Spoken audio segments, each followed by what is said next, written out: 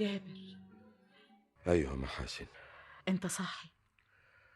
معقول عناية تشوف النوم وبنتي تعبانة بالشكل ده؟ الدكتور بيقول ان حالتها بتتأخر يوم بعد يوم، يعني لازم من العملية. بإذن الله هتعملها. يا جابر العملية عايزة فلوس، فلوس كتير. حتى القرشين اللي طلعت بيهم من السفرية دي اتصرفوا على العلاج. وكمان التلفزيون والمروحة اتصرفنا فيهم. والعمل يا محاسن. تشتغل يا جابر علشان البنت تعمل العملية. أنا خلاص تعبت من كتر السفر والبهدلة. مادام تعبت من السفر اشتغل في بلدنا. بقى بعد ما كنت رئيس عمال بره أرجع أشتغل نجار تاني؟ ومالها النجارة؟ ده انت صنايعي قسطة وايديك تتلف في حرير. مهما اشتغلت مش هقدر أجمع فلوس العملية. اهو قرشين من الشغل مع الغوشتين اللي عندي تتدبر يا جابر. خلاص يا محاسن، حضري لي هدوم الشغل وعدة النجارة. اهو انت بالشكل ده تبقى بتحب زهرة بصحيح. أنا عشان بنتي هعمل المستحيل. ماما. انت صحيتي يا زهرة؟ معلش يا حبيبتي، بكرة تخفي وترجعي احسن من زمان. يا رب، يا رب انت عالم بحالي.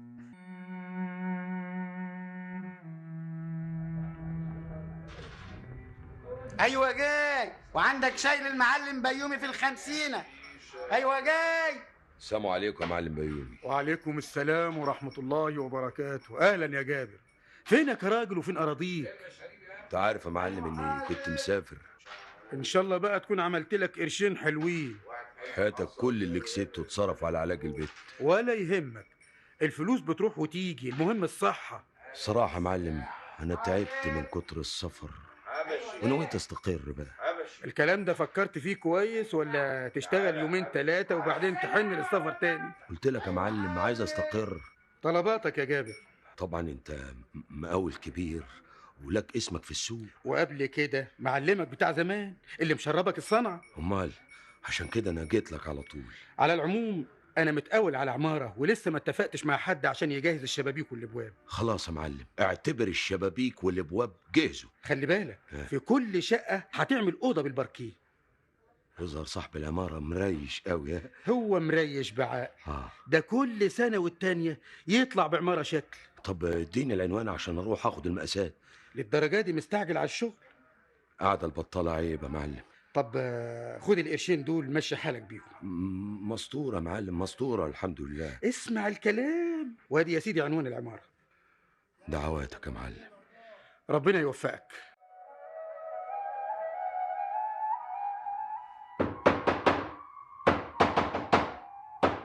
ممكن اعرف انت مين؟ أنا الأسطى جابر النجار. من طرف المعلم بيومي؟ ادام حضرتك عارف يبقى ليه السؤال بقى من غير مؤاخذة؟ علشان انا جعفر الركيبي صاحب العمارة. اهلا وسهلا سعادة البيه. بقول لك ايه؟ ايوه. انا عايزك تظبط لي البيبان والشبابيك بالملي، فاهم؟ سعادة البيه انا اسطى شارب الصنعة من صغري. بصراحة يا اخويا انا سمعت قبل كده اسطوات كتير وفي الاخر يطلع الشغل اي كلام. تبقى حضرتك تنتظر لغاية ما اخلص الشغل وبعدين تحكم. ياه، الظاهر انك واثق من نفسك قوي. كل صنايعي فاهم شغلته كويس لازم يبقى واثق من نفسه. انا الدنيا علمتني اني اشوف بعينيا قبل ما اسمع بوداني. نبقى متفقين. على فكرة اي انا عايز خشب الباركيه يكون احسن نوع في السوق. طب ان شاء الله هجيب الخشب بكره متجهز ومتقطع كمان على المخرطة. ايه ده انت باين عليك شارب الصنعة صحيح. سعادة البيه النجارة هي حياتي، عمري ما اشتغلت غيرها الا بره. بره؟ هو انت سافرت بره؟ اشتغلت كام سنة. كنت بتشتغل ايه هناك؟ اخر شغلة اشتغلتها كانت رئيس عمال. رئيس عمال؟ جميل جميل، تبين عليك لفيت كتير وكسبت كتير، لكن الحمد لله على نعمة الستر بقى. تبقى اللي كسبته ضيعته. ضيعته على علاج بنتي الوحيدة زهرة. بعدين قلت استقر واعيش هنا بقى جنبها. لكن اللي زيك باين عليه واخد على المصاريف، ده غير مصاريف علاج بنتك. بيه ربنا ما بينساش عبد من عبيده. طبعا بكره جاي العمارة. ومعايا الخشب جاهز بإذن الله. لكن الخشب كتير ومحتاج عربية. ما عربية المعلم بيومي موجودة. ايه ده، انت بتعرف تسوق؟ أبي معايا رخصة درجة أولى.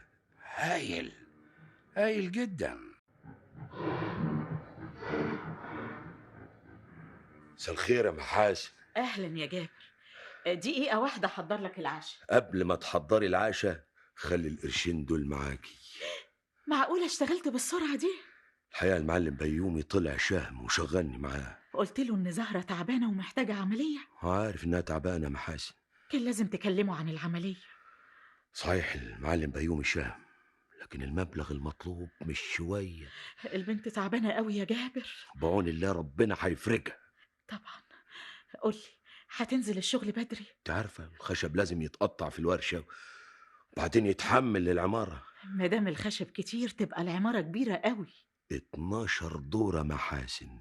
ياه، ده لازم صاحبها غني قوي. هو غني بعقل، ده عنده كذا عمارة بالشكل ده. الحمد لله، مادام العمارة كبيرة تبقى هتشتغل فيها مدة طويلة. الأهم من كده إن صاحب العمارة مبسوط مني قوي. أما أقوم أحضر لك العشاء. بقولك إيه، أيوة يا جابر. هي زهرة نامت؟ فضلت منتظراك لكن أنت غبت عليها. أنا مش هرتاح يا محاسن إلا بعد ما زهرة تعمل العملية.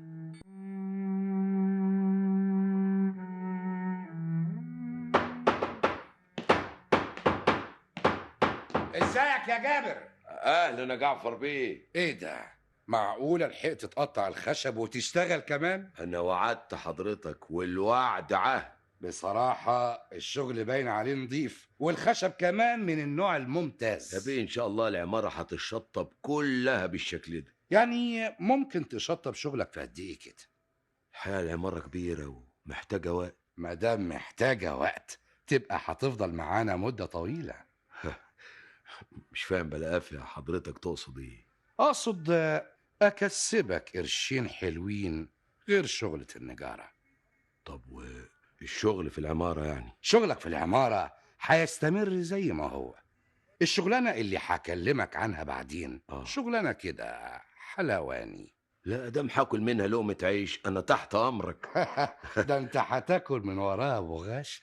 لكن أنا عدم المؤاخذة بشتغل في العمارة طول النهار. ايوه، ما هي الشغلانة اللي عايزك فيها محتاجة الليل مش النهار. لا شوقتني قوي للشغلانة بيه. طيب مش جايز ما تعجبكش؟ ادام فيها فلوس يا بيه تبقى اكيد هتعجبني. خلاص يا جابر، ما دام عندك استعداد فوت عليا في الفيلا بالليل. لكن انا ما اعرفش العنوان عدم المؤاخذة. الكارت ده تلاقي فيه العنوان. بعون الله حزور سعادتك الليلة دي.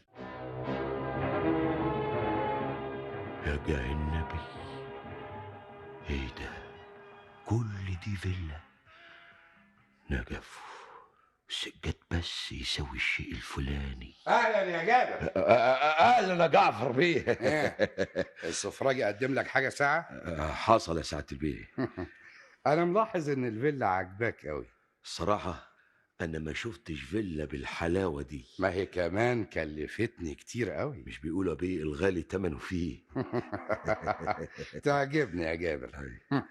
نتكلم في الشغل. انا تحت امرك. الشغلانه اللي كلمتك عنها محتاجه قلب جامد. محسوبك قلبه حديد. ومحتاجه كمان لذكاء وحسن تصرف. بيه ان شاء الله هتلاقي الصفات دي كلها فيا. جابر، انت قلت لي ان معاك رخصه درجه اولى مش كده؟ بسوق بيه كل انواع العربيات. شغلك عندي هيكون في الليل وعلى عربيه نقل. المهم لا مؤاخذه بيه نوع الشغلانه يعني. تعجبني يا جابر. علشان كده هكون صريح معاك. وانا كل كلمه هتقولها حوزنها في دماغي. جابر، انت هتنقل بضاعه من شونة التخزين بتاعتي وتوصلها لاشخاص معينين. شفت مادام الشغلانه في الليالي يبقى عدم المؤاخذه مشكوك فيها يعني. الله الله الله الله، ايه ده؟ انت مش بتقول ان قلبك حديد؟ ابي انا لازم اعرف انا محمل ايه عشان اقدر اتصرف يعني وقت اللزوم. لا لا لا، انت هتنقل شويه سلع تموينيه. يعني زيت وسكر وشاي وصابونه. ودقيق ورز وشويه سلع مدعماها الدوله. لكن دي مسؤوليه بيه. وانت قد المسؤوليه يا جابر. يعني هتدفع لي قرشين حلوين في كل نقله؟ بشرط ان النقله توصل في الامان. صحيح الشغل في السوق السوداء احكامه تضيع، لكن الفلوس حلوه. تبقى هتبدا الشغل من بكره. طبعا من بعد شغلي في العماره، مش كده؟ بكره الساعه 2 بعد نص الليل تروح العنوان ده. ده عنوان المخزن. وهناك هتقابل شخص اسمه رمضان. هو اللي هيسلمني عربيه البضاعه؟ لكن عمره ما هيطمن ليك الا بعد ما يسمع كلمه السر. كلمه السر؟ ايوه. هتقول له حلاوه زمان. هيقول لك الحلو للحلوين. هي دي بقى كلمه السر؟ ايوه. وكل اللي بيشتغلوا معانا حافظين السيم ده.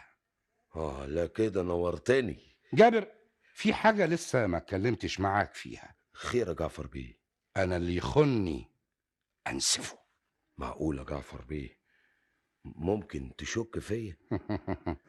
يا حبيبي المثل بيقول حرص ولا تخون. لا طمن يا جعفر بيه، إن شاء الله هتسمع عني كل خير.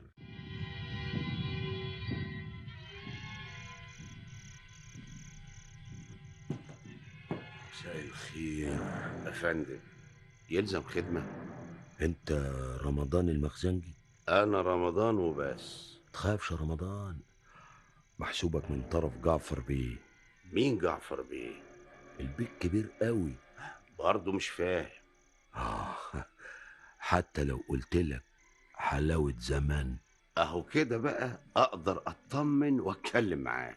لكن أنا بقى لسه ما اطمنتلكش قوي. معاك حق، لازم أرد التحية وأقول لك الحلو للحلوين. إيه، العربية جاهزة ومتحملة 100 فل و10. لكن أنا مش شايف عربيات قدام المخزن. معقولة تكون العربية محملة ونحطها قدام المخزن؟ لا معاك حق، الاحتياط واجب. الظاهر بقى إنك لسه جديد في الكار. الصراحة الكار ده بالذات لسه جديد فيه. تبقى لازم تحرص ولا تآمن لغاية ما تسمع كلمة السر. تشكر يا هندسة. خدمة تانية؟ ناولني مفاتيح العربية. على فكرة العربية في الزوايا الوراني.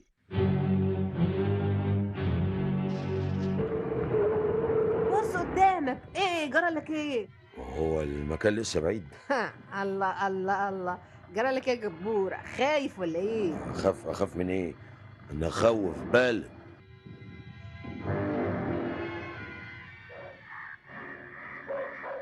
وبعدين يا جعفر بيه، قشطة وجابر اتأخروا قوي. اطمن امال يا معلم خليل، تلاقي حاجة كده عطلتهم في السكة. اطمن امال، بضاعتك في ايدين امين. ايه ربنا يستر. الو، ايوه يا فندم. حاضر يا فندم. ايوه، كفر كعبيش. تمام يا فندم، مع السلامة. ايوه يا مجدي، جهز القوة حالا. مش ملاحظة ان الطريق طول؟ لازم بقى زهقتك بكلام. حد يزهق من القشطة؟ انت هونتي عليا الطريق. على فكرة جعفر بيه ابتدى يثق فيك. مين قال الكلام؟ جعفر بيه هو اللي قال بنفسه. اكيد انت اللي وصيتيه عليا. انت ابن حلال يا جابر وتستاهل كل خير. مش عارف اقول لك يا قشطة. ما تقولش حاجة لاننا خلاص وصلنا. جعفر بيه والتجار منتظرين هم دول يا سيدي كل التجار اللي بنتعامل معاهم. طب بينا بقى ننزل نسلم عليهم. يلا جبور.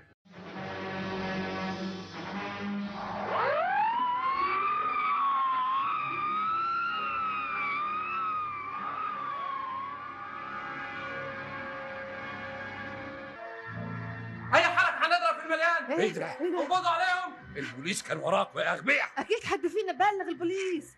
انا اللي بلغت. ايه ايه انت يا جابر؟ جابر ما يبيعش ضميره بالفلوس يا قشطة. انت اكيد مجنون. صحيح انا صنايعي بسيط على قد حالي، لكن عمري ما فكرت اتاجر بقوت الناس.